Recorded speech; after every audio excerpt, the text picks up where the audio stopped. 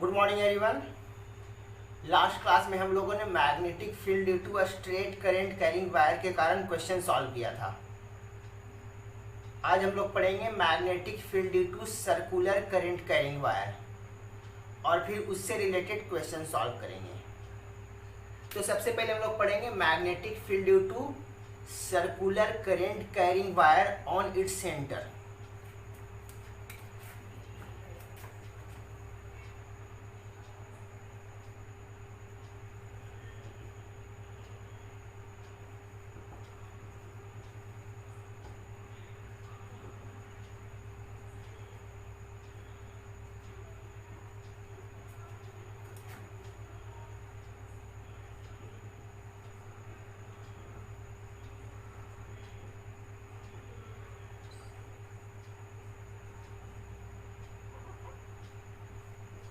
Circular current carrying wire के कारण उसके सेंटर पर मैग्नेटिक फील्ड।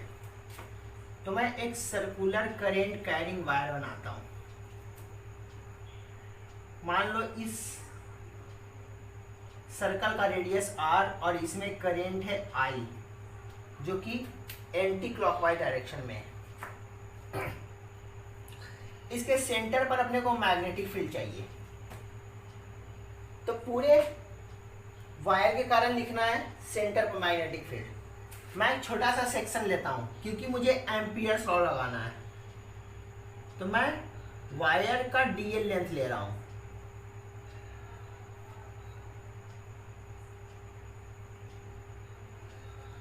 डीएल लेंथ, इस डीएल लेंथ के कारण इस पॉइंट पर मैग्नेटिक फील्ड।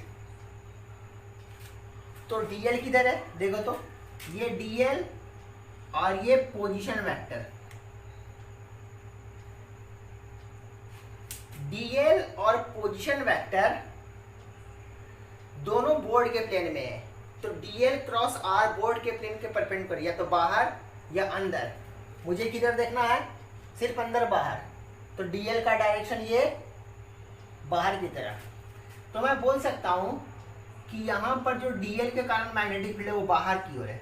सारे डीएल के कारण देख लो, कोई भी डीएल ले लो, सारे डीएल के कारण मैग्नेटिक फील्ड बाहर की तरफ।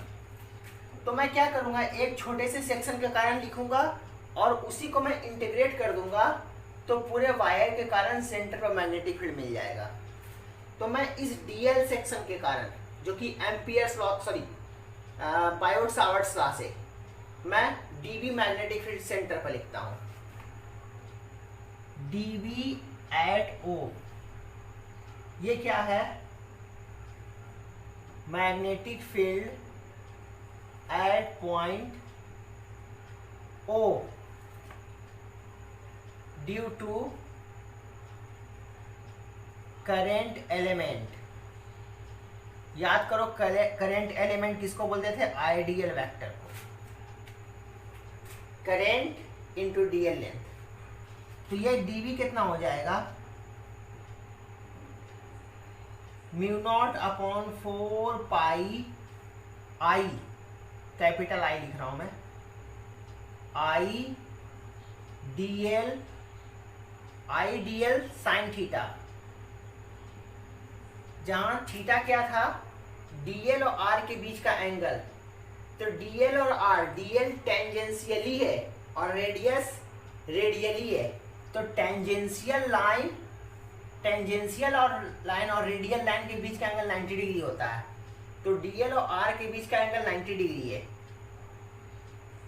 साइन 90 अपॉन डिस्टेंस कितना, आर स्क्वायर।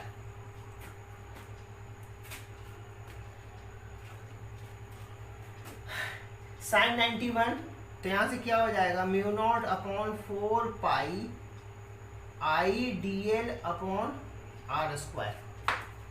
अब मैं इसी को इंटीग्रेट कर दूंगा क्योंकि सभी का मैग्नेटिक फील्ड बाहर है। तो सभी को ऐड करना मतलब इसको इंटीग्रेट करना। तो इसको इंटीग्रेट करूंगा तो नेट मैग्नेटिक फील्ड आ जाएगा सेंटर पर। वही मैं करने जा रहा हूं। तो बी एट ओ ये कैसे आएगा, डी बी एट ओ को इंटीग्रेट करेंगे और इसको इंटीग्रेट करना मतलब इसको, इसमें कांस्टेंट क्या क्या है, ये पूरा का पूरा कांस्टेंट है, इसका वैल्यू भी तुम लोग जानते हो कि 10⁻⁻7 होता है, कांस्टेंट है, करंट भी कांस्टेंट है, और ये डिस्टेंस भी कांस्टेंट है। देख लो आर, जितना भी डीएल सेक्शन होगा हर एक डीएल के लिए आर मिलेगा सेम अपने को, क्योंकि आर रेडियस है, तो आर भी कांस्टेंट, आई भी कांस्टेंट, μ0/4 पाई कांस्टेंट। कांस्टेंट को मैं बाहर कर लेता हूं, डीएल का इंटीग्रेशन, और डीएल का इंटीग्रेशन मतलब सारा डीएल मैं जोड़ूंगा, सारा डीएल जोड़ूंगा तो पूरा सरकमफेरेंस, सरकमफेरेंस कितना 2 पाई आर, 2 पाई आर। तो यहाँ क्या हो जाएगा, लिमिट लिखना जरूरी नहीं है, ये इंडिकेट कर रहा है सारे डीएल को ऐड करना, सारे डीएल को ऐड करेंगे तो आ जाएगा 2 pi R, μ0/4 pi I upon R square, 2 pi are.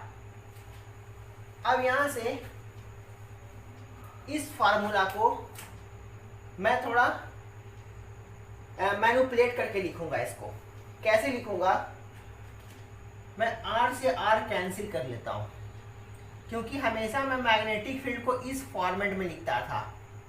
याद करो, μ0/4 पाई आई अपॉन डी, यहाँ पर डी की जगह आर है क्योंकि रेडियस है आर, इंटू 2 पाई।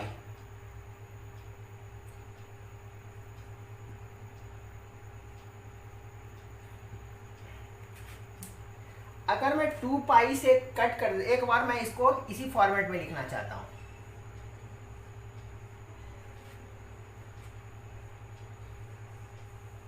इसको मैं हटा देता हूं, इसको ब्रैकेट नहीं लिखता, μ0/4 पाई आई अपॉन आर 2 पाई।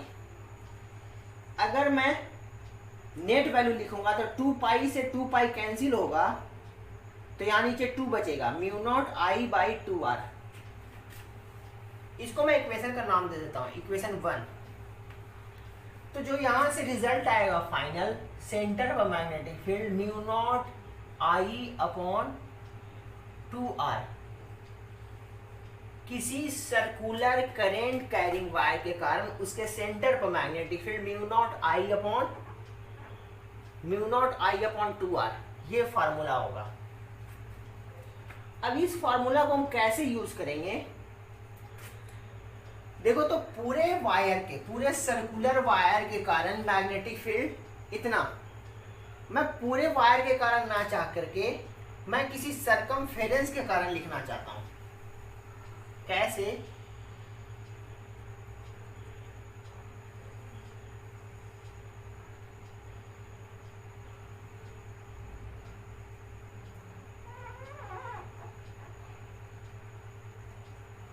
मान लो इतना ही वायर हो, ये वायर हो, और वो सेंटर पर थीटा एंगल सबटेंड करता हो। इस वायर के कारण सेंटर पर मैग्नेटिक फील्ड, तो सेंटर पर मैग्नेटिक फील्ड इस सेक्शन के कारण मैं कैसे लिखूंगा, तो इस फॉर्मूला का यूज करने जा रहा हूं मैं, जो कि यही चीज है। यहां से देखो तो जब अगर पूरा वायर था तो सेंटर पर कितना एंगल सबटेंड हो रहा था, 2 पाई। तो पूरा वायर के लिए सेंटर पर एंगल सबटेंड हो रहा था 2 पाई, तो यहां पर 2 पाई लिखा। तो अगर थीटा एंगल सबटेंड हो रहा हो सेंटर पर किसी वायर के आर्क लेंथ के कारण, सेंटर पर एंगल थीटा सबटेंड हो रहा हो, तो इस वायर के कारण सेंटर पर मैग्नेटिक फील्ड के लिए यहां पर थीटा पुट करना पड़ेगा, क्योंकि वायर जो एंगल सेंटर पर सबटेंड कर रहा है वो थीटा, पूरा वायर के लिए 2 पाई, थीटा एंगल के लिए थीटा। तो मैं अगर इसके लिए लिखना चाहता हूं मैग्नेटिक फील्ड इस सेक्शन के लिए, ये सब तो कुछ है नहीं,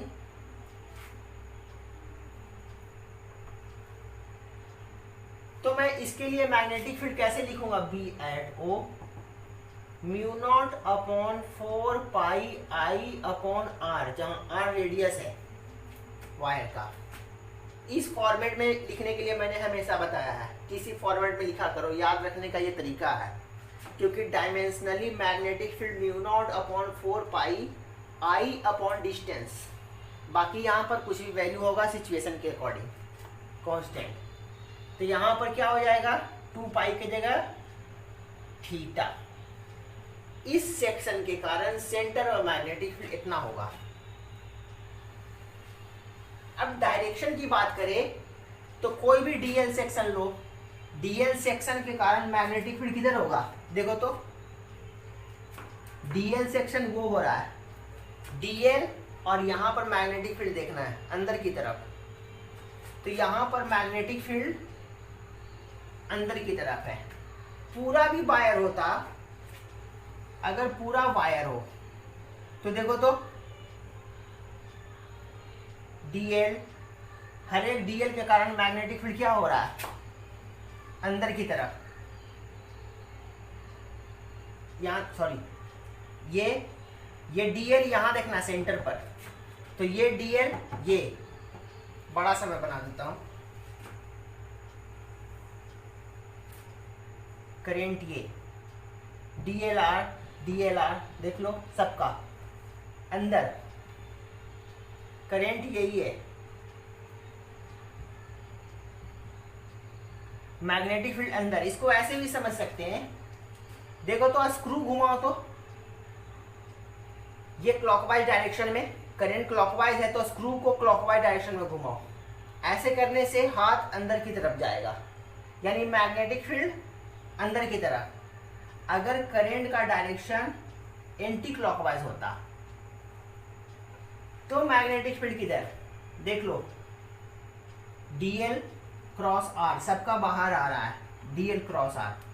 और स्क्रू घुमाओ, स्क्रू घुमाओगे तो एंटी क्लॉकवाइज में घुमाएंगे तो बाहर आएगा। तो डायरेक्शन देखना तो आसान है, या तो स्क्रू से देख लो, नहीं तो करंट के डायरेक्शन में रख लो। यहां पर मैग्नेटिक फील्ड देखना अपने को बाहर की तरफ।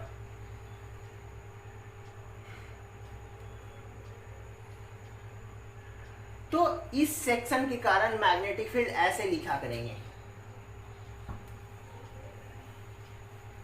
अब मैं इससे रिलेटेड क्वेश्चन करता हूं। अब इससे रिलेटेड बहुत सारे क्वेश्चन फ्रेम होते हैं, तो पहले मैं कुछ क्वेश्चंस करता हूं। सबसे इजी क्वेश्चन इस सेक्शन का, अच्छा इसी में जो थीटा एंगल है उसमें थीटा की जगह सेमी सर्कुलर वायर का सेंटर पर मैग्नेटिक फील्ड निकालना हो, रेडियस आर हो, करंट ये हो, मैग्नेटिक फील्ड देख लो बाहर की तरफ होगा, यहां पर मैग्नेटिक फील्ड बाहर की तरफ, और कितना होगा B mu naught upon 4 pi I upon R, और थीटा की जगह 180 डिग्री। देख लो सरकमफेरेंस कितना एंगल सेंटर पर सबटेंड कर रहा, पाई, तो 180 डिग्री ना लिख करके रेडियन में लिखा करेंगे, डिग्री में लिखोगे तो कंफ्यूजन होगा। 180 degree equal to pi radian, pi से pi cancel, mu naught I upon 4 R. देख लो पूरे सर्कल के कारण जो होता था mu naught I by 2 R, उसका आधा है, सेमी सर्कल के कारण आधा। तुम बोल सकते हो क्वार्टर सर्कल के कारण mu naught I by 8 R होगा। क्वार्टर के कारण, सेमी के कारण जितना है, क्वार्टर के कारण उसका हाफ होगा, तो mu naught I upon 8 R. अगर क्वार्टर में बना दूं, ये तो सेमी सर्कल के लिए हुआ, अगर मेरा क्वार्टर सर्कल होता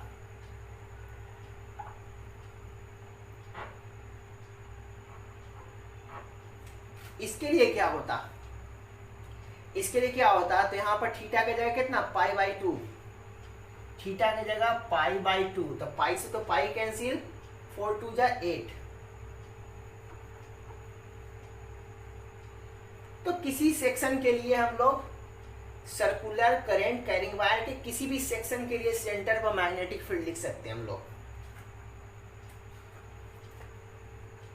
और डायरेक्शन की बात करें, डायरेक्शन तो मैंने अभी एक्सप्लेन किया, डीएल है और आर। ये डीएल और आर दोनों बोर्ड के प्लेन में, मैग्नेटिक फील्ड बोर्ड के प्लेन के बाहर या अंदर, देख लो किधर जा रहा है, थंब इधर देखना था अपने को, बाहर की तरफ। नहीं तो यहां से भी स्क्रू देख लो, स्क्रू कैसे हो रहा है, एंटी क्लॉकवाइज।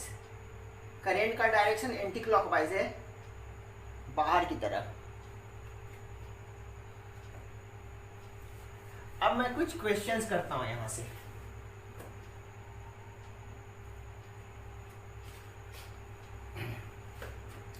सबसे इजी क्वेश्चन,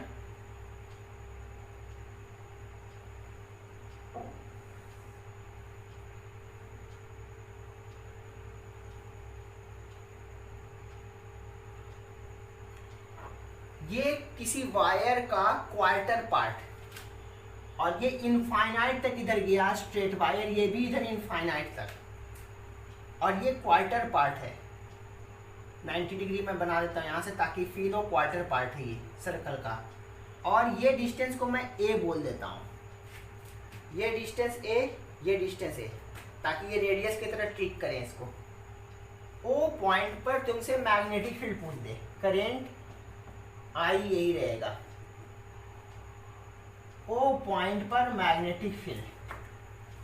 तो देखो, तो इस पॉइंट के लिए ये सेमी इनफाइनाइट वायर, और इस पॉइंट के लिए ये सेक्शन भी सेमी इनफाइनाइट वायर, ये सेमी इनफाइनाइट, ये सेमी इनफाइनाइट, और ये क्वार्टर।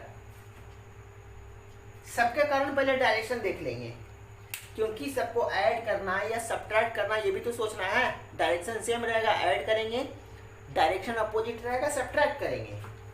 इसके कारण बाहर, इसके कारण बाहर, इसके कारण भी बाहर, देख लो बाहर, तीनों के कारण बाहर। तो तीनों के कारण बाहर, तो तीनों को लिख करके ऐड कर लेंगे। सेमी इनफाइनाइट, सेमी इनफाइनाइट, इन दोनों को मिलाकर मैं इनफाइनाइट बोल सकता हूँ। ये सेमी इनफाइनाइट, ये सेमी इनफाइनाइट, डायरेक्शन सेमी है। इनफाइनाइट नहीं तो अलग अलग लिख दो, mu naught upon 4 pi I upon distance कितना ए, ये सेमी इनफाइनाइट के कारण, दो सेमी इनफाइनाइट के कारण, प्लस इस क्वार्टर के कारण। याद रखने का तरीका वही, जनरल फार्मूला याद रखो, आई upon A, mu naught upon 4 pi I upon ए। कितना एंगल का देखना है, पाई/2 का, रटने की जरूरत ही नहीं है। सबको दोनों को ऐड कर दो, न्यूमेरिकल वैल्यू रहेगा तो न्यूमेरिकल वैल्यू रख देंगे। इसका वैल्यू जानते हैं 10⁻⁻⁷। करंट का एसआई में वैल्यू रखेंगे, डिस्टेंस का एसआई में वैल्यू रखेंगे, नहीं तो ऐसे ही रहने देंगे। इसको दोनों को ऐड कर लेंगे, इसके कारण हो जाएगा। अब इसी क्वेश्चन को और कैसे दे सकता है,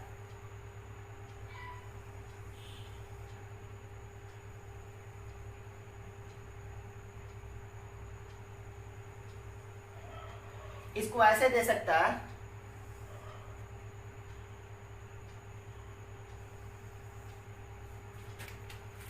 ये दो इस पॉइंट पर तुमसे पूछ लेगा मैग्नेटिक फील्ड, फिर से ये रेडियस बोल देगा ए, ये सेमी सर्कुलर पार्ट। तो इस पार्ट, ये पार्ट सेमी इनफाइनाइट बन जाएगा, यहां से लेके ऊपर तक सेमी इनफाइनाइट। इस पॉइंट के लिए, इस पॉइंट के लिए ये सेक्शन भी बनेगा सेमी इनफाइनाइट, और ये बनेगा सेमी सर्कुलर। दो सेमी इनफाइनाइट, एक सेमी सर्कुलर। अब डायरेक्शन की बात करो, मैग्नेटिक फील्ड किधर होगा, इस सेमी इनफाइनाइट के कारण बाहर, करंट नीचे है, बाहर, इसके कारण भी बाहर, और इसके कारण भी बाहर। तो इसके कारण भी बाहर, इसके कारण भी बाहर, इसके कारण भी बाहर, सबके कारण बाहर होने जा रहा है मैग्नेटिक फील्ड। मैग्नेटिक फील्ड बाहर है तीनों के कारण, तीनों के कारण लिखेंगे, ऐड कर देंगे। फिर से वही काम, दो सेमी इनफाइनाइट को एक इनफाइनाइट बोल दो, प्लस इस सेमी सर्कुलर का, सेमी सर्कुलर के लिए ये एंगल कितना पाई, तो पाई बाई 2 के जगह बस पाई कर देंगे। इसका हो गया क्वेश्चन। इसी तरीके से बहुत सारे क्वेश्चन रहेंगे, कुछ मैं और एक्सप्लेन कर रहा हूं।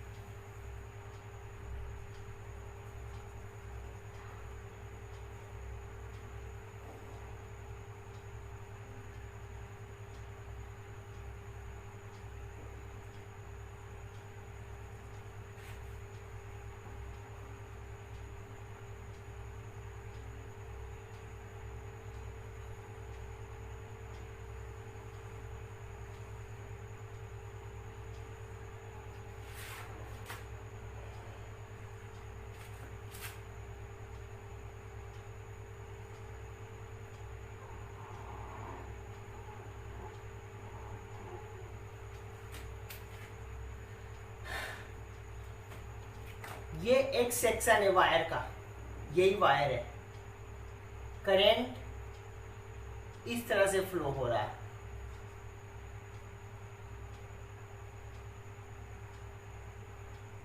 करंट इस तरह से। इसके सेंटर पर, ये नहीं भी लिख सकते, इसको हटा भी सकते हैं,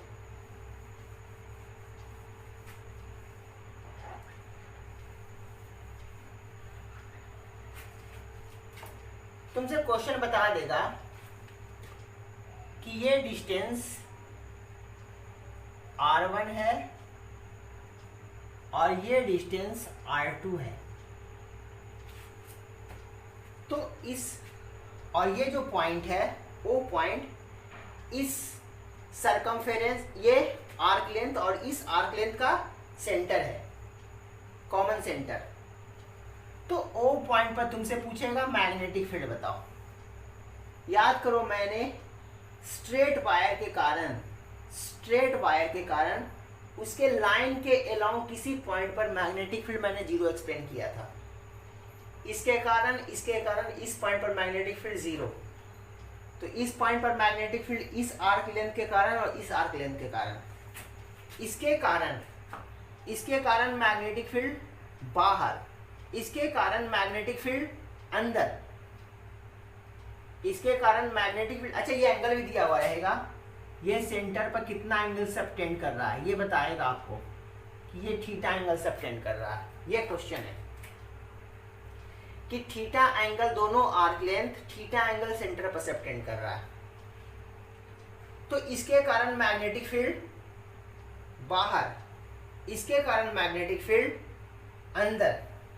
अब मैग्नेटिक फील्ड लिखते कैसे, mu naught upon 4 pi I upon R into theta. Theta तो दोनों के लिए कॉमन, ये भी कॉमन, ये भी कॉमन, करंट भी कॉमन, करंट कुछ होगा आई, रेडियस दोनों का अलग अलग, जिसका रेडियस छोटा उसका मैग्नेटिक फील्ड ज्यादा, इसके कारण मैग्नेटिक फील्ड ज्यादा, इसके कारण कम। तो नेट मैग्नेटिक फील्ड का डायरेक्शन इसके अकॉर्डिंग होगा और इसके अकॉर्डिंग मैग्नेटिक फील्ड बाहर है। तो मैं कह सकता हूं यहां पर जो नेट मैग्नेटिक फील्ड होगा वो बाहर की तरफ होगा। डायरेक्शन मैंने डॉट दिखाया मतलब बाहर की तरफ, क्रॉस मतलब अंदर की तरफ। नेट मैग्नेटिक फील्ड यहां बाहर है। तो मैं क्या करता हूं, इसके कारण मैग्नेटिक फील्ड माइनस इसके कारण मैग्नेटिक फील्ड लिख दूंगा, जो कि नेट मैग्नेटिक फील्ड बनेगा यहां पर। तो मैं वही लिखने जा रहा हूं, बी एट ओ, इसके कारण magnetic field mu naught upon 4 pi I upon r1 into theta minus mu naught upon 4 pi I upon r2 into theta.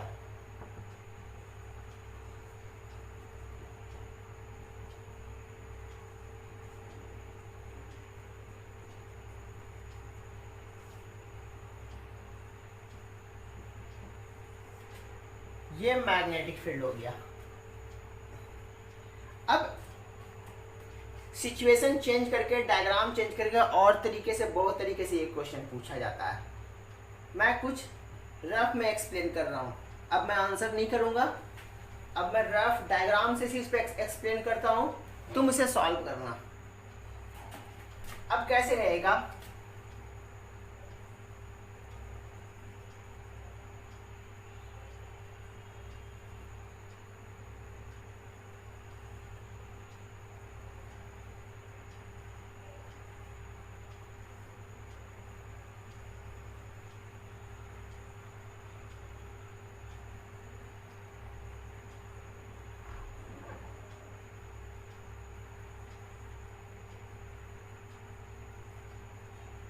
R1 radius, R2 radius, ये करंट, ये सेमी सर्कुलर पोर्शन है, ये भी semi circular portion है। Current इसके कारण अंदर देख लो, ये अंदर और इसके कारण भी अंदर, दोनों के कारण अंदर हो रहा है। इस सेमी सर्कुलर के कारण और इस सेमी सर्कुलर के कारण लिखेंगे। सेमी सर्कुलर का रिजल्ट भी अपने को याद है, म्यू नॉट आई अपॉन पूरे के लिए 2r होता है, सेमी सर्कुलर के कारण 4r होता है। इसके लिए R1, इसके लिए R2, और इसका मैग्नेटिक फील्ड और इसका मैग्नेटिक फील्ड का डायरेक्शन एक ही है, इसलिए दोनों को ऐड कर देंगे। देख लो, ये भी क्लॉकवाइज है, क्लॉकवाइज करंट है, और ये भी क्लॉकवाइज है, दोनों का कारण अंदर, नेट मैग्नेटिक फील्ड अंदर की तरफ, दोनों का ऐड कर लेंगे। कितना हो जाएगा रिजल्ट, एक के लिए R1 और दूसरे के लिए SI फार्मूला के साथ R2, यानी कि O पर magnetic field mu naught I upon 4 1/R1 plus 1/R2।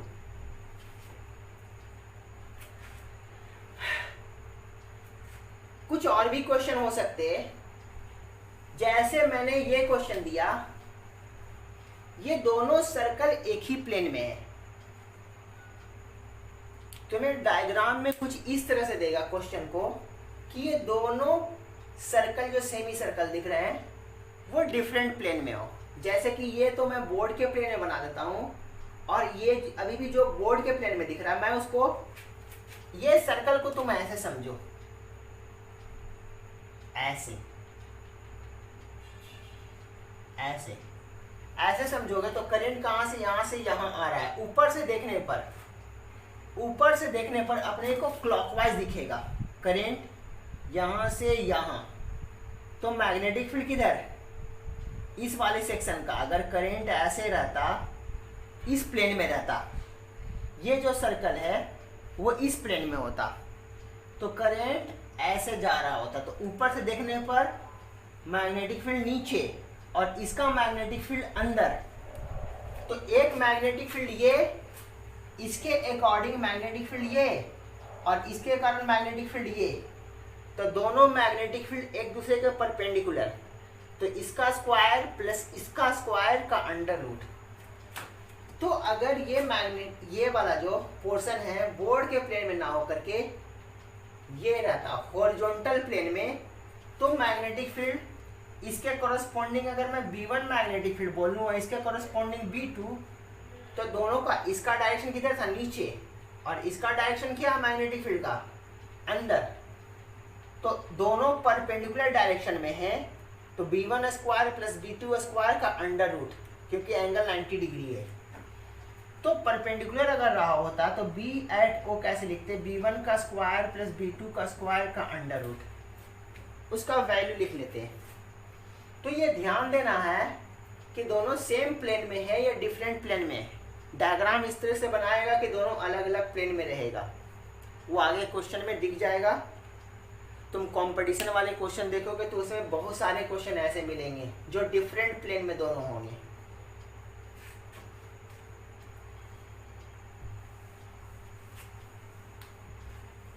इससे रिलेटेड और भी तरीके के क्वेश्चन आते हैं।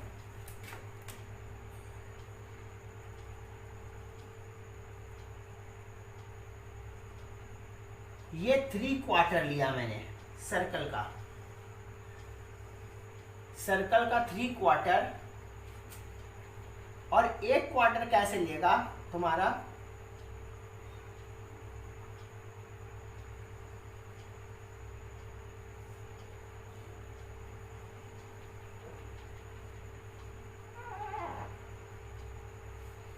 ये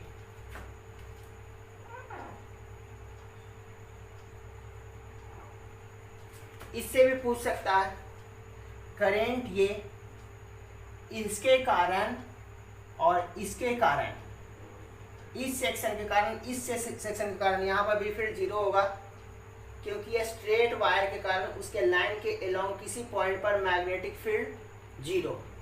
इस 3/4 के कारण और इस क्वार्टर के कारण रेडियस दिया हुआ रहेगा, इसका रेडियस ए बोल देगा, इसका रेडियस बी बोल देगा। देखो तो इसके कारण मैग्नेटिक फील्ड बाहर, इसके कारण भी मैग्नेटिक फील्ड बाहर।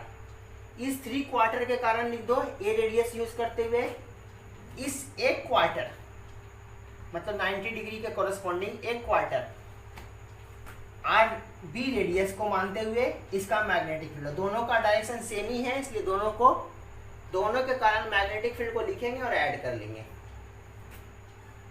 इसी क्वेश्चन को बदल करके ये क्वार्टर ना दे करके ऐसे भी दे सकता है,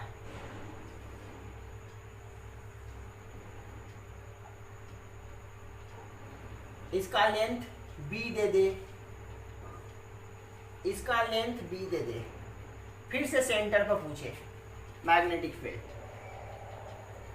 तो इस 3/4 के कारण तो लिख लेंगे। डायरेक्शन अभी भी क्या होगा, दोनों का एक ही होगा, इसके कारण बाहर, इसके कारण बाहर, इसके कारण भी बाहर। नीचे यहां देखना है, कहीं भी देखना है, इस वायर के इस साइड देखना अपने को बाहर।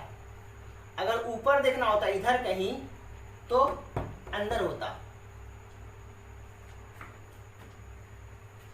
तो सबके कारण मैग्नेटिक फील्ड बाहर की तरफ है। इसका लिखेंगे 3/4 का अपने को लिखने आता है, थीटा का जगह या यूज क्या करना 3π/2। 3/4 के कारण लिख लेंगे, इसके कारण नहीं होगा, इसके कारण यहाँ पर। तो देखो तो ये डिस्टेंस कितना, ये डिस्टेंस स्ट्रेट वायर के कारण कितना डिस्टेंस पर, b डिस्टेंस पर, और θ1 कितना, देखो तो θ1 90 डिग्री, θ2 कितना, इंटीरियर देखना आपने को, याद करो मैंने इंटीरियर एंगल बोला था देखने के लिए। तो θ1 θ2, θ1 90 डिग्री, θ2, तो ये θ2 कितना, इसके लिए, इसके कारण मैग्नेटिक फील्ड यहाँ पर कितना लिखेंगे, μ0/4πI/d के जगह b cos θ1 प्लस cos θ2, θ1 की जगह 90 डिग्री, 90 डिग्री cos 90 0, और θ2 के जगह ये थीटा। ये कैसे देखेंगे, ये देखो तो ये b और ये b, इसको b था कहना, ये b है, ये भी b है, b, तो ये b, ये b और ये भी b। तो देखो तो ये दोनों एंगल सेम है, यानी ये 45 डिग्री हो जाएगा। ऐसे भी tan θ perpendicular upon base b/b, 45 degree है θ2। इसके कारण मैग्नेटिक फील्ड लिख लिया, इसके कारण भी इतना ही मैग्नेटिक फील्ड होगा। इसके लिए θ1 कितना, ये थीटा, तो ये भी थीटा, और θ2 कितना 90 डिग्री। तो इस तरह से बहुत सारे डायग्राम रहेंगे, डिफरेंट डायग्राम्स, उन सब का अपने को मैग्नेटिक फील्ड फाइंड करना पड़ेगा। किसी का कर सकते हैं,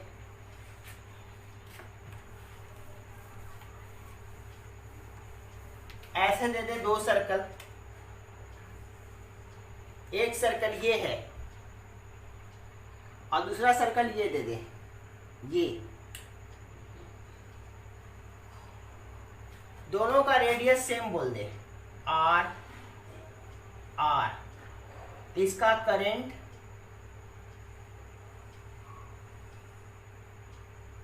ये करंट ये दिख रहा है, ये वाला ये करंट, और इसका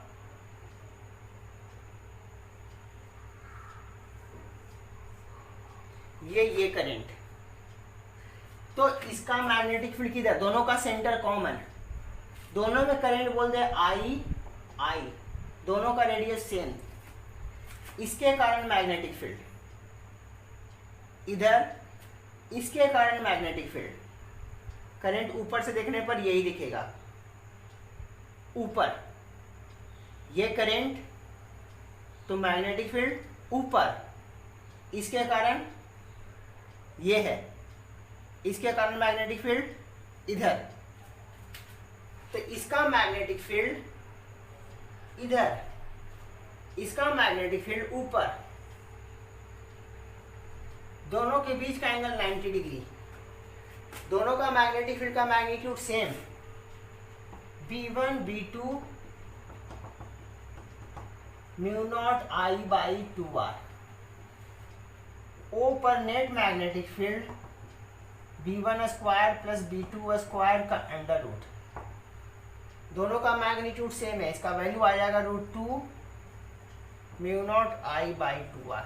अगर मैं इसको B भी कहूँ, B नॉट लेट, तो B नॉट का square √2 B not, √2 B not.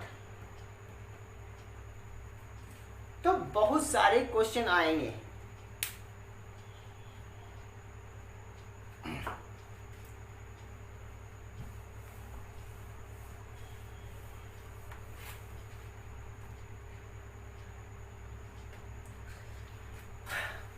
अब एक टाइप का बहुत ही फेमस क्वेश्चन आता है ऑब्जेक्टिव में।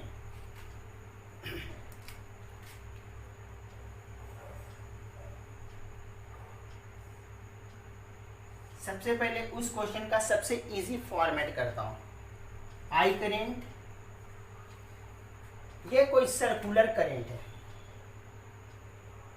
यहां से जो करंट आया वो डिवीजन होकर इधर गया, इधर गया। आइडेंटिकल सिचुएशन है तो करंट I बाई टू जाएगा। तुमसे पूछ दे सेंटर पर मैग्नेटिक फील्ड, रेडियस R हो, तो ध्यान दो, इसके कारण मैग्नेटिक फील्ड, करंट ये है अंदर, इसके कारण मैग्नेटिक फील्ड बाहर, इसके कारण मैग्नेटिक फील्ड बाहर, इसके कारण सेंटर में मैग्नेटिक फील्ड अंदर। दोनों का करंट सेम, दोनों सेमी सर्कुलर है, तो एक के कारण अंदर, दूसरे के कारण बाहर, नेट मैग्नेटिक फील्ड 0। यहां पर मैग्नेटिक फील्ड 0 और इसके कारण यहां पर तो मैग्नेटिक फील्ड होगा नहीं, मतलब पूरे सिस्टम के कारण उसके सेंटर पर नेट मैग्नेटिक फील्ड 0। अब ये जो करंट था इधर से आया था, देखो तो डायमेट्रिकली निकला। अगर करंट डायमेट्रिकली ना हो तो भी सेंटर पर मैग्नेटिक फील्ड 0 होगा। वो कैसे, वो मैं दिखा रहा हूं दूसरे डायग्राम से। अभी तो करंट कैसा जा रहा है, स्ट्रेट वायर डायमेट्रिकली दिख रहा है। अगर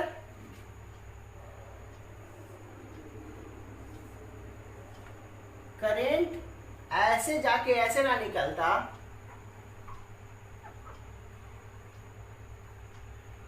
ये जाता,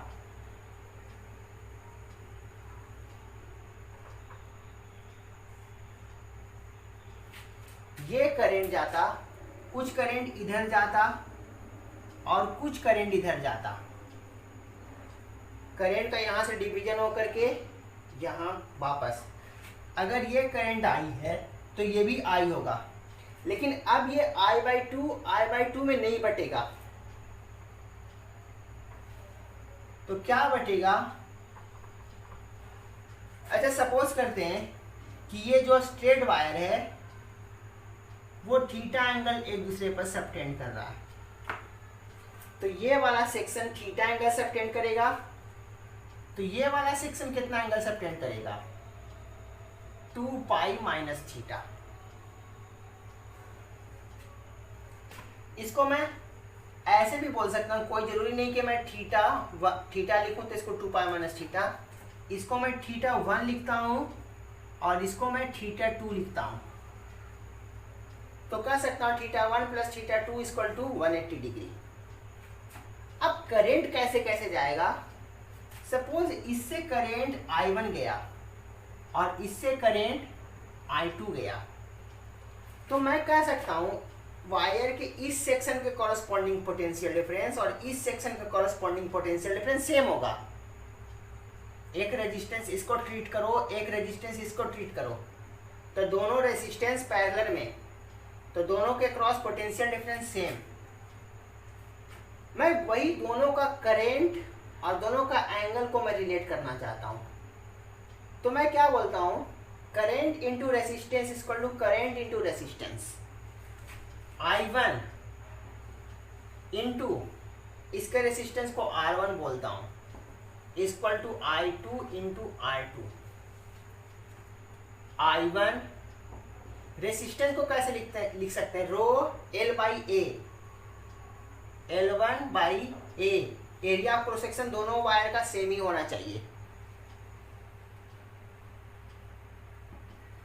I2 रो L2 बाई ए से ए कैंसिल, रो से रो cancel. I1 L1 equal to I2 L2। अच्छा, मैं लेंथ को थीटा से रिलेट करना चाहता हूँ, तो ये पढ़ा होगा arc angle equal to arc length upon radius, theta equal to L by R, तो L इक्वल टू क्या, थीटा आर, तो L1 equal to R theta 1, L2 equal to R theta 2। तो L1 को मैं क्या लिख सकता हूं, R theta 1 R theta 2, I1 theta 1 equal to I2 theta 2। Finally ये रिलेशन हुआ करेंट और एंगल में।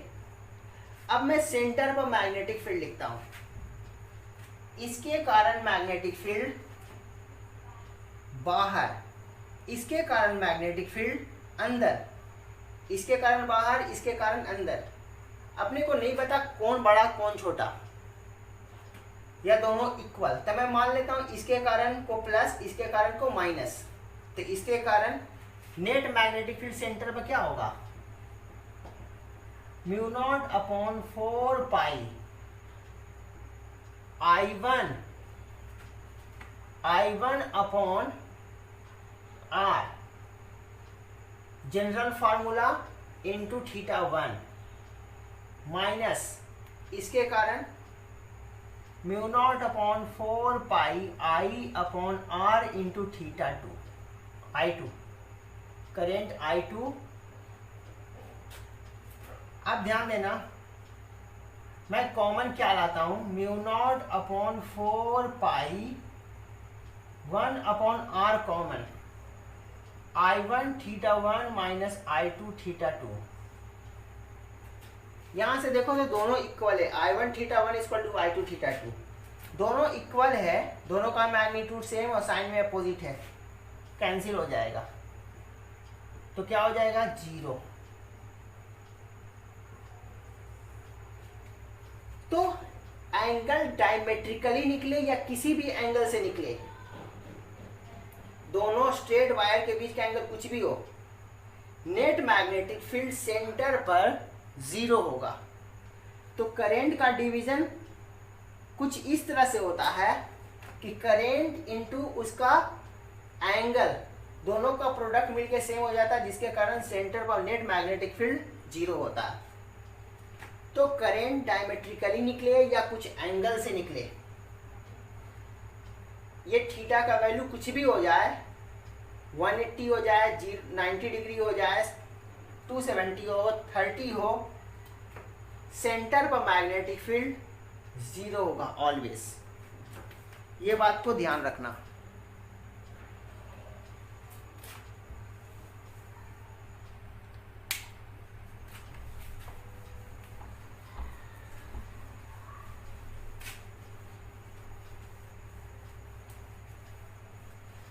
लोग फाइंड करेंगे।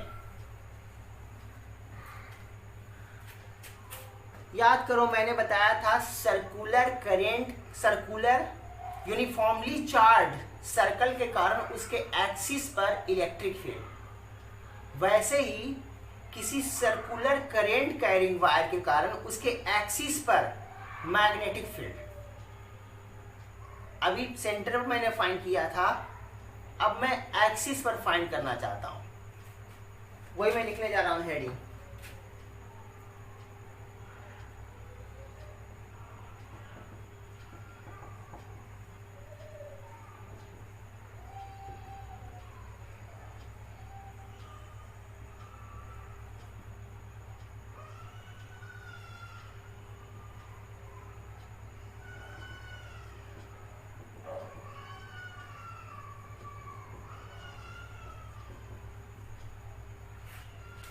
सर्कुलर करेंट कैरिंग वायर के कारण उसके एक्सिस पर मैग्नेटिक फील्ड।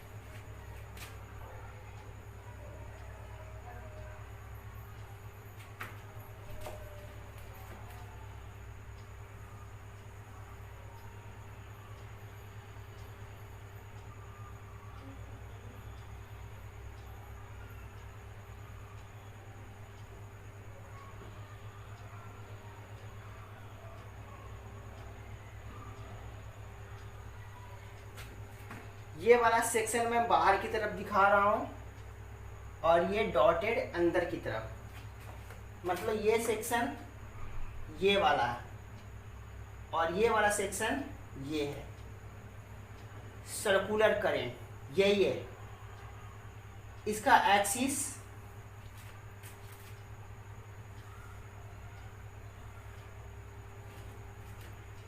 ये डिस्टेंस, इस डिस्टेंस को मैं स्मॉल आर दिखाता हूं, इसका रेडियस कैपिटल आर।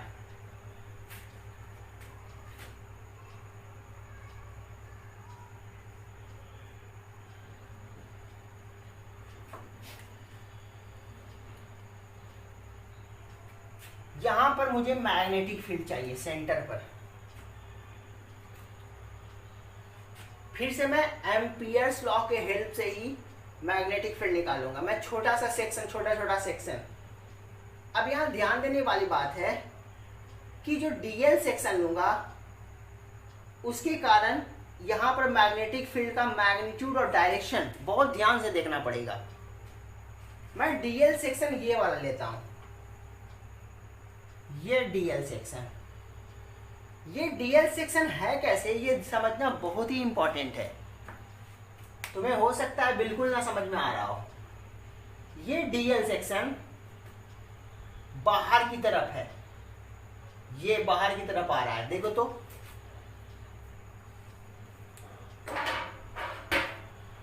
मैं यही डीएल सेक्शन की बात कर रहा हूं।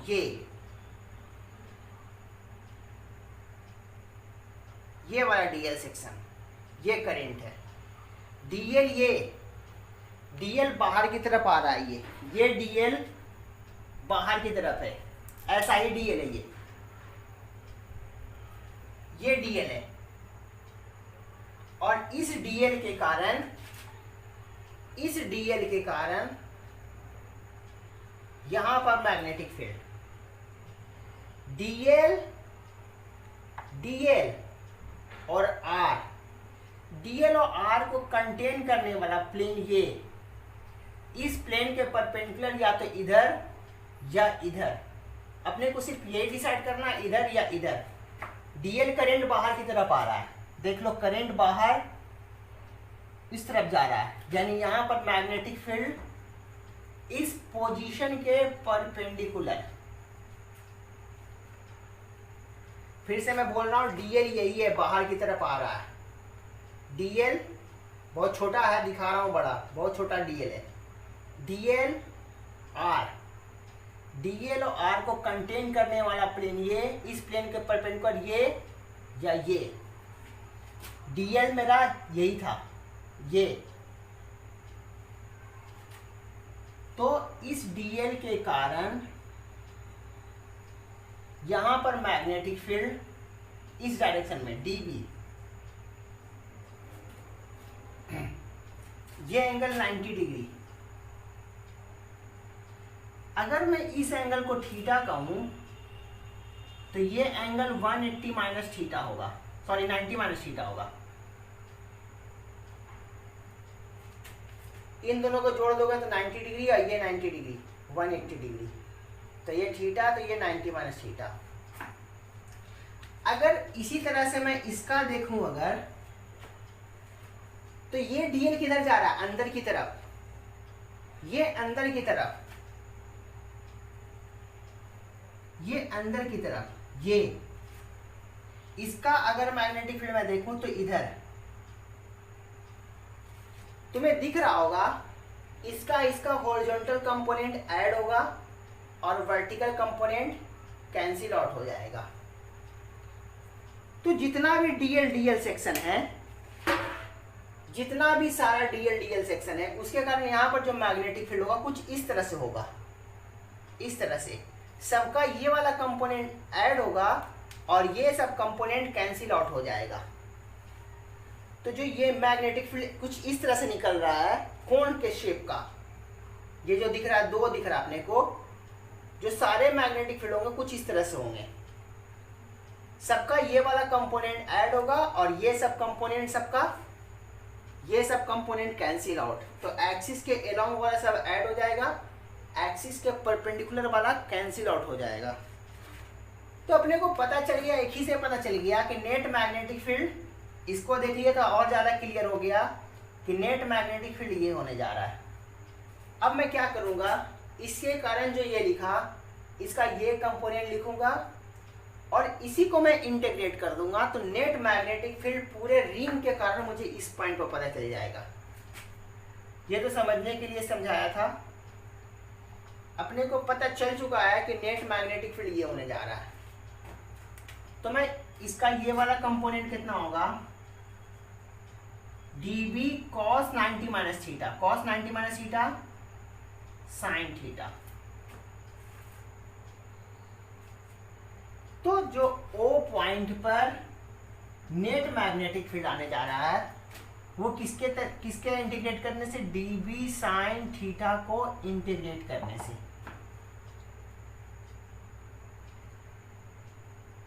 अब dB कितना है, dB dl के कारण ये डिस्टेंस कितना, अच्छा तुम्हें ये डिस्टेंस क्लियर होना चाहिए कि ये डिस्टेंस, ये कैपिटल आर है, ये भी कैपिटल आर है, ये भी कैपिटल आर है और ये भी कैपिटल आर है। तो ये डिस्टेंस कितना हो जाएगा, अभी मैं इसको जेड मान लेता हूँ। जेड कितना होगा, R square plus R square का अंडर रूट। तो dB का वैल्यू कितना, dl के कारण जेड डिस्टेंस पर mu naught upon 4 pi I current I upon I upon distance कितना Z, I upon mu naught upon 4 pi I D L sine theta.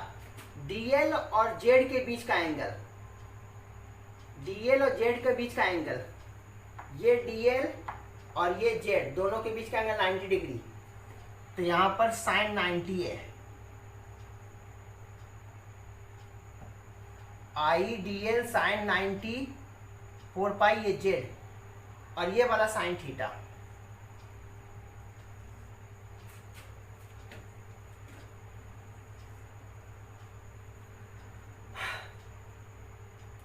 तो देखो तो साइन 91 ये कांस्टेंट, आई भी कांस्टेंट, और जितना भी डीएल सेक्शन के लिए लिखोगे सबके लिए जेड सेम आएगा।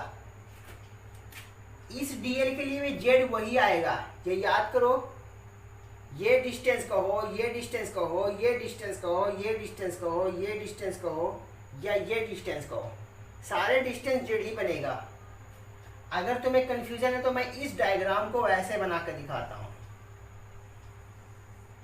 जो मैंने बोर्ड के प्लेन के परपेंडिकुलर रिंग लिया है, अगर मैं बोर्ड के प्लेन में लूं तो देखो तो यही पॉइंट ये है और ये रिंग है। रिंग से सरकमफेरेंस का डिस्टेंस देख लो, ये कितना है स्मॉल आर, और ये कितना है capital R, R square plus R square का अंडर रूट, सारा डिस्टेंस। तो हर एक डीएल सेक्शन के लिए ये डिस्टेंस सेम बनने जा रहा है, R square plus R square का अंडर रूट जेड। तो यहाँ जेड भी constant, mu naught upon 4 pi भी constant, sine 91, sine theta, sine theta भी देखो तो हर एक के लिए थीटा सेम बनेगा, हर एक के लिए जो डीएल सेक्शन लोगे हर एक के लिए एक्सिस से डिस्टेंस थीटा ही बनेगा। सरकमफेरेंस से कोई भी डिस्टेंस लो, थीटा एंगल, ये डिस्टेंस मिलाओ एक्सिस से थीटा एंगल पर, ये लाइन एक्सिस, ये सरकमफेरेंस से मिलाने वाला लाइन इस पॉइंट को, इससे थीटा एंगल ही बनाएगा। देख लो सारा, तो सभी के लिए थीटा भी constant, sine 91, I Z mu naught upon 4 pi. तो सिर्फ अंदर क्या रह जाएगा, ये डीएल रह जाएगा। तो बी एट ओ कितना, mu naught upon 4 pi I upon Z sine 91, sine theta भी बाहर आ जाएगा, और डीएल का इंटीग्रेशन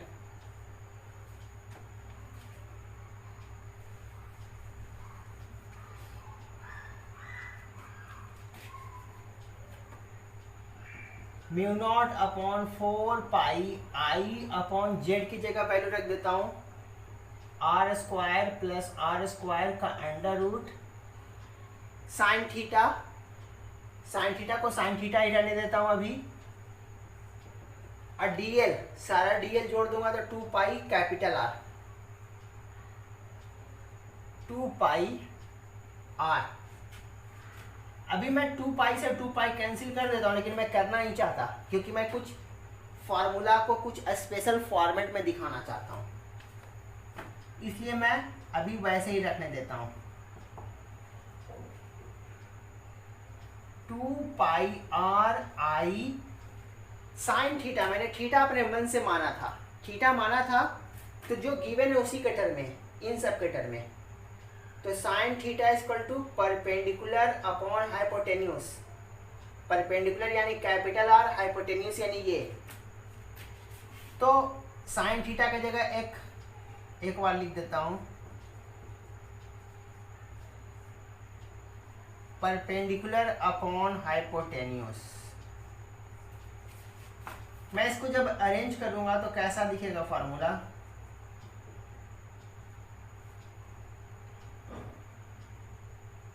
आई इंटू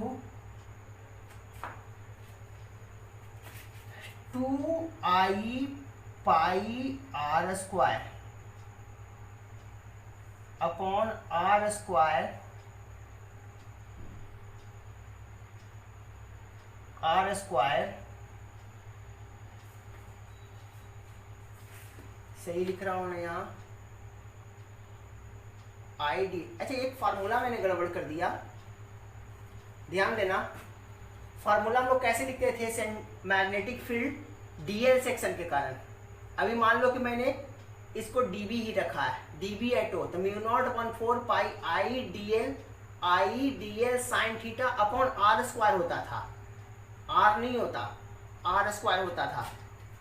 तो यहाँ पर जेड स्क्वायर होगा, आर की जगह जेड, आर स्क्वायर होगा।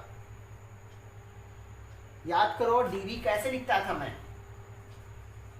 Mu naught upon 4 pi I dl sine theta upon R square. तो यहाँ पर आर मेरा जेड स्क्वायर होगा, जेड स्क्वायर, मैंने जेड लिख दिया था। इसका 1-2 स्टेप पहले भी ध्यान देना, अगर मैंने जेड लिखा हुआ है तो उसको जेड स्क्वायर बना देना, जहां पर यहां से शुरू किया था। यही तो डीवी का इंटीग्रेशन जो कर रहा था, याद करो इसमें साइन थीटा भी था। तो यहां पर ये तो साइन 90 आया था, साइन थीटा, तो यहां पर मेरा जेड स्क्वायर था, जेड स्क्वायर। तो यहां से ये ऐसा हो जाएगा फार्मूला, ऐसा हो जाएगा, तो ये तो नहीं रहेगा। और ये वाला फार्मूला, इसका पावर 1 और इसका पावर हाफ, पावर 1 और हाफ 3/2,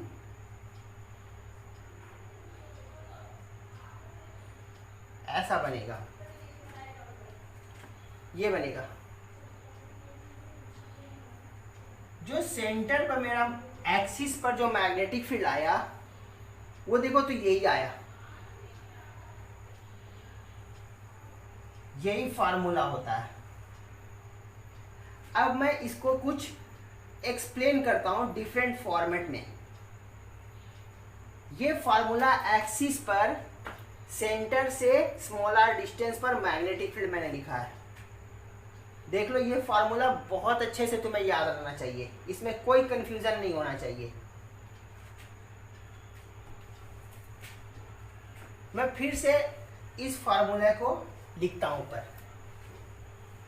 तो फाइनली मेरा मैग्नेटिक फील्ड कितना आया एक्सिस पर, μ0/4 2I पाई r square upon r square plus r square का पावर 3/2।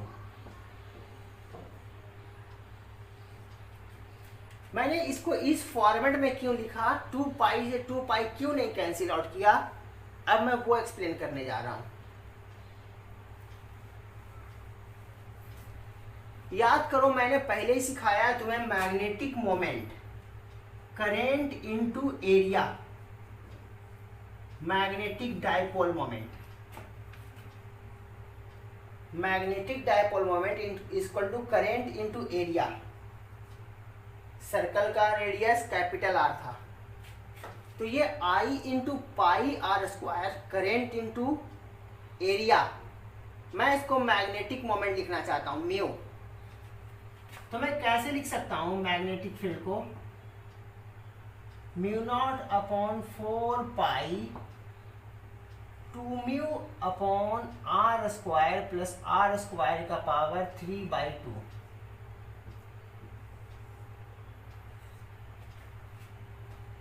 याद करो, किसी इलेक्ट्रिक डायपोल के कारण उसके एक्सिस पर r डिस्टेंस पर इलेक्ट्रिक फील्ड कैसे लिखते थे, ये याद करो।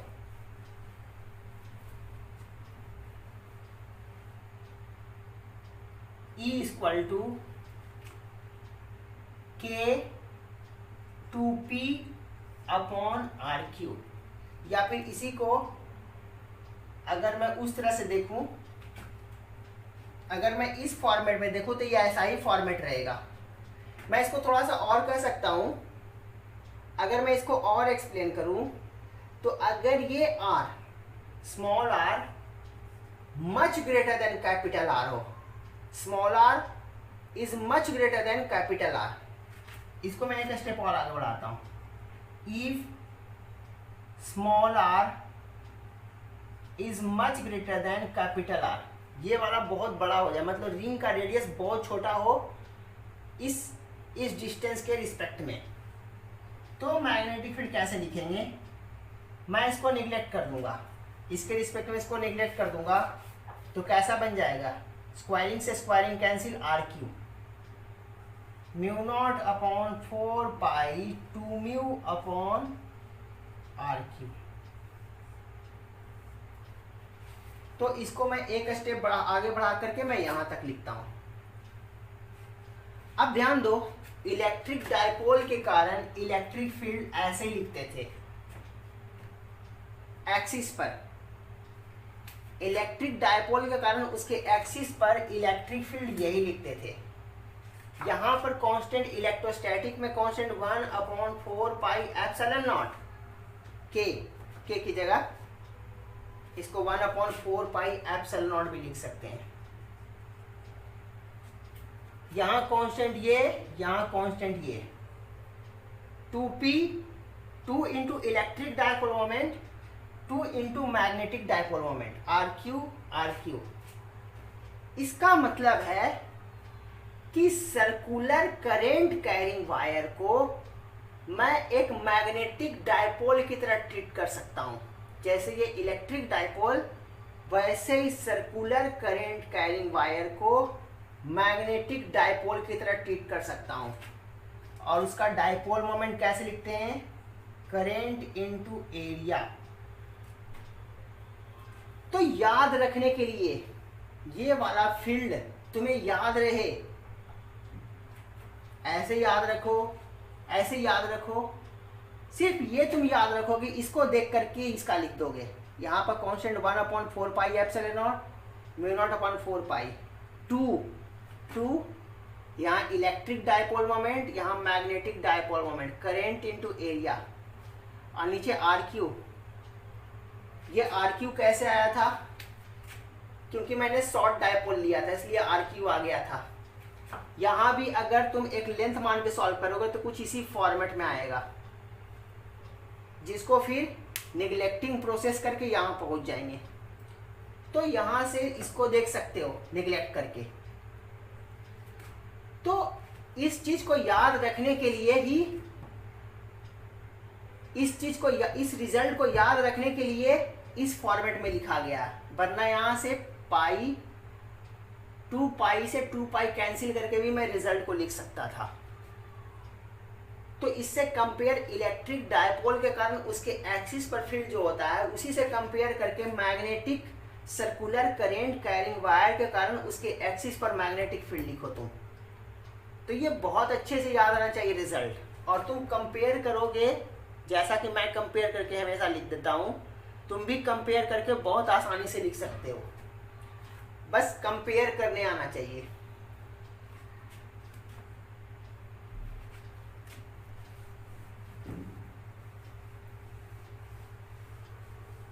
तो फाइनली यही फार्मूला है magnetic field due to circular current carrying wire on its axis.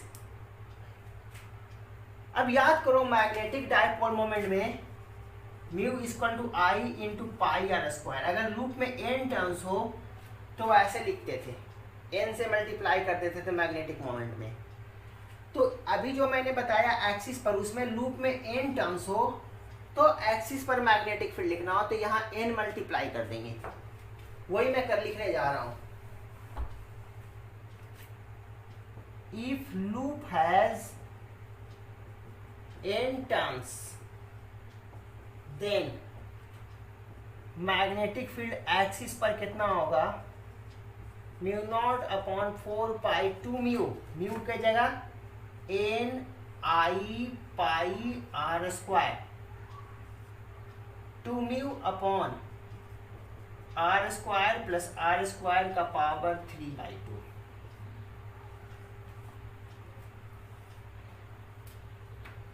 ये एक्सिस पर मैग्नेटिक फील्ड हम लोग लिखते हैं।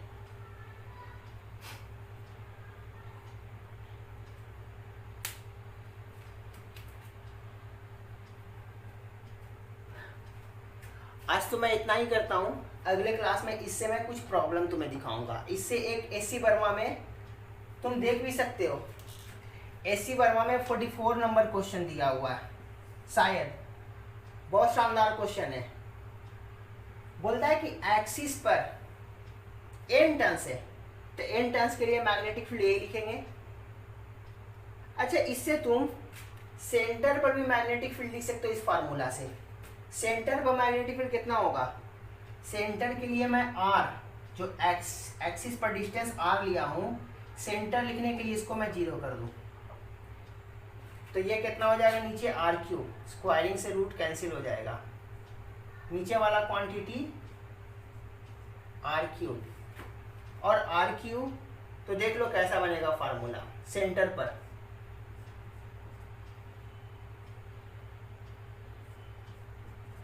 ये फार्मूला कैसा बनेगा? Mu naught I upon 2 R end. याद करो, एक टर्न के कारण magnetic field mu naught upon 2 I 2 R, n turns के कारण magnetic field n into mu naught I upon 2 R. तो ऐसा बनने जा रहा है। सेंटर पर मैग्नेटिक फील्ड इसके बेसिस पर लिख देंगे, एक टर्न के लिए मैग्नेटिक फील्ड ये बनेगा। अच्छा, इसमें क्वेश्चन 44 नंबर में क्वेश्चन क्या था? एक्सिस पर तो मैग्नेटिक फील्ड यही लिखते हैं,